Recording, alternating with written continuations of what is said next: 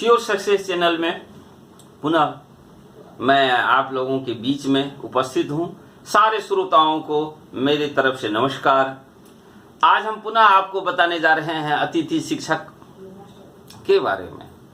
जानते हैं, हम सभी ने फॉर्म तो अप्लाई कर दिया, अब नियोजन इकाई के पास आपका फॉर्म है, लेकिन हमें बहुत सारे लोग ने कमेंट किया है कि अब क्या होगा, फॉर्म जब अप्लाई कर दिए तो अब क्या होगा। तो नियोजन इकाई का काम है आपके फॉर्म को सरसरी निगाह से देखना, मेधा सूची बनाना। जैसे ही मेधा सूची आपकी बन जाती है तो जिला के वेबसाइट पर ये मेधा सूची प्रकाशित कर देगा। जो मोबाइल चलाना जानते हैं वो तो वहीं से देख सकते हैं कि मेधा सूची में मेरा कितना पोजीशन है, कितने नंबर पर मेरा मेधा आया है। और मेधा आने के बाद आपको परेशान नहीं होना है। जिस जिला में आपका मेधा बहुत कम हो, यानी 1 to 10 हो या 1 to 20 हो, वहां आप ज्यादा प्रयास करें। और वहां से यदि आपको सफलता मिल जाती है तो उस सफलता के बाद हम आपको आज बताएंगे कि क्या करना है। ये जो जिला नियोजन इकाई है यह सिर्फ आपका सिलेक्शन करेगा। सिलेक्शन करके आपको एक चिट्ठी दे देगी। उस चिट्ठी को लेकर के आप संबंधित विद्यालय में आपको जाना होगा। संबंधित विद्यालय में क्या काम करना है इसके संदर्भ में मैं आपको बहुत विस्तार से बताना चाहता हूं। देखिए, हाई स्कूल में पहले भी प्रबंध समिति होती थी, प्रबंधकारिणी समिति होती थी। जिस समय में हाई स्कूल लोकल लोग खोला करते थे उस समय सेक्रेटरी हुआ करता था, और उस सेक्रेटरी और प्रधानाध्यापक की निगरानी में ही शिक्षकों का चयन होता था। आज भी वह परिपाटी जारी है। सभी हाई स्कूलों की एक प्रबंध समिति है। प्रबंध समिति में हेडमास्टर भी उनके पदन सदस्य हैं। तो वहां आपका ज्वाइनिंग होगा। ज्वाइनिंग में यह भी देखा जाएगा कि आप सक्षम है कि असक्षम है। यह तो बड़ी इंपॉर्टेंट चीज है। सक्षमता का कैसे पता चलेगा? तो आपको डेमो क्लास दे दिया जाएगा।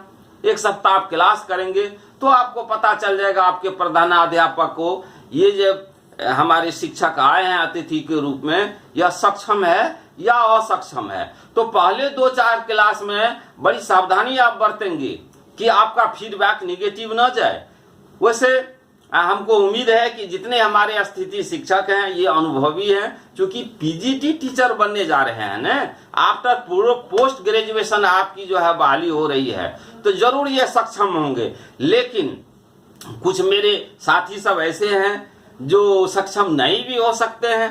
तो जिनको कहीं आपका अंदर में लगे कि हम पढ़ाई लिखाई से बड़ा दूर रहे हैं, तो ये एक सप्ताह के क्लास को आपको बड़ा ख्याल रखना पड़ेगा, और उसी डेमो क्लास के आधार पर आपका जो है सो वहाँ के प्रधानाध्यापक विद्यालय कमेटी आपकी ज्वाइनिंग ले लेगी।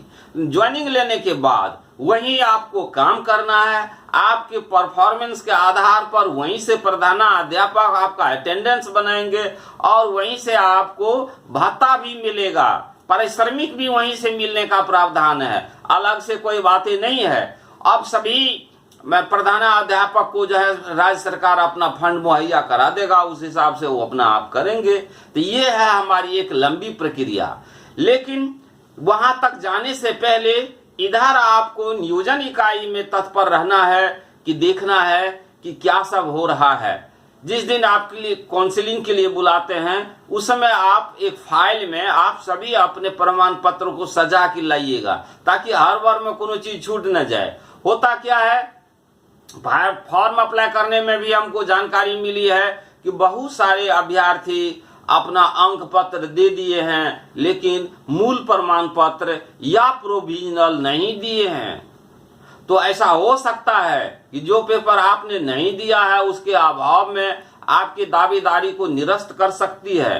तो कौन क्या दिए हैं ये तो आपको मालूम है। यदि ऐसी स्थिति आती है तो आप उस समय आप दवा पेश कर सकते हैं। आपको आपत्ति लगाने का जो है समय दिया जाएगा और आप अपनी आपत्ति लगाएंगे। ये सारी प्रक्रिया है। हमारे बहुत सारे अतिथि शिक्षक के आवेदनकर्ता बहुत सारे प्रश्न करते हैं। मुझे नियोजन इकाई से भी कई तरह के प्रश्न का जो है सो जानकारी मिली है। कभी कुछ तो कभी कुछ, बहुत संशय में है।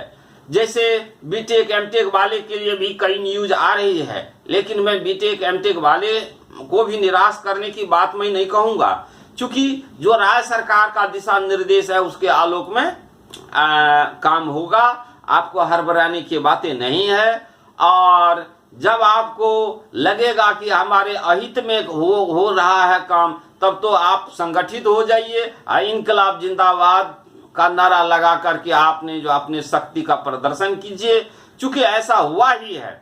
एक बार सरकार कहेगी हम बीटेक एमटेक को लेंगे और दूसरे बार कहेगी नहीं लेंगे। इसके लिए हम बीटेक एमटेक वाले के साथ रहेंगे और हम बड़ी लंबी संघर्ष लड़ाई लड़ेंगे और सफलता हम लोग पाएंगे। सर सरकार के द्वारा, मतलब सरकार के द्वारा कोई चिट्ठी नहीं है हम लोगों के पास। अच्छा कि बीटेक एमटेक को नहीं लेंगे। हाँ। सिर्फ ये जो जिला इकाई या कोई उसमें रहते हैं तत्व, वही सिर्फ ये क्वेश्चन उठाते हैं कि नहीं लेंगे। हाँ, नियोजन इकाई में जो लोग जुड़े हुए हैं तो वो लोग कभी कहते हैं लेंगे या कभी नहीं लेंगे हैं, लेकिन हम सभी बीटेक एमटेक वाले के साथ हैं, क्योंकि आपका जो आधार है लेने का वह भी आप दिखाओ और नहीं लेने का जो आधार है वो भी दिखाओ। हम पारदर्शी चाहते हैं। संविधान की कॉपी जो नियोजन इकाई में बैठे हुए लोगों के पास रहता है, वही कॉपी हम श्रोताओं के पास भी रहता है। कहीं कोई गड़बड़ी नहीं है, सिर्फ है समझ की गड़बड़ी। जिन लोगों को लगता है कि हमारे साथ कोई भेदभाव किया जाएगा, तो फिर तो संघर्ष हमारा जीवन है, संघर्ष से हम लोग लड़ेंगे, अपनी सफलता हासिल करेंगे। तो इन्हीं बातों के साथ हमारे अतिथि शिक्षक बने रहें। हमारे सीओ सक्सेस चैनल में लाइक करें और सब्सक्राइब करें। अपने सभी साथियों को यह मैसेज दें। हमें भी आपके मन में यदि किसी तरह की बातें आती है तो हमें भी मैसेज दें, कमेंट करें। इन्हीं शुभकामनाओं के साथ सारे श्रोताओं को नमस्कार।